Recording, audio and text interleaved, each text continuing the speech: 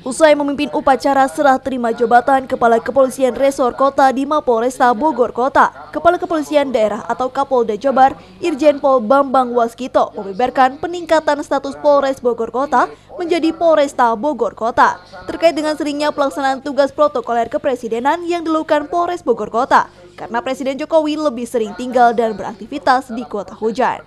Dengan begitu, Kapolresta yang semula dijabat perwira menengah berpangkat AKBP mulai per Januari 2017 mendatang bakal dijabat oleh perwira menengah berpangkat Komisaris Besar Polisi atau Kombespol. Pada setiap Jumat siang lalu, mantan Wakapolres Jakarta Barat AKBP Suyudi Aryo Seto resmi menjabat sebagai Kapolresta Bogor Kota menggantikan AKBP Muhammad Darwis. Memang dilihat dari segala aspek yang merupakan tugas pokok kepolisian, itu memang di Polresta Bogor sudah selayaknya kalau dipimpin seorang komisaris besar.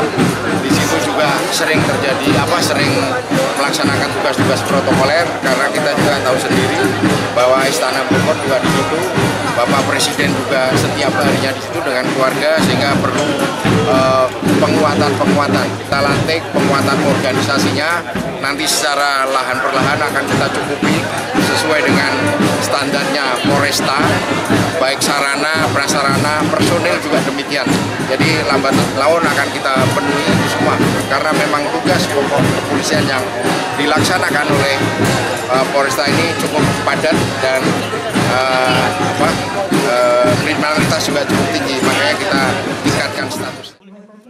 Dengan kenaikan tipologi status Polres Bogor Kota ini, Polda Jabar kini memiliki dua Polresta. Pertama adalah Polrestabes Bandung dan Polresta Bogor Kota. Untuk itu secara bertahap Polresta Bogor Kota akan menambah jumlah markas kepolisian sektor atau polsek dari 6 polsek yang ada saat ini. Dari Kota Bogor, Herman Bonus melaporkan untuk Demika.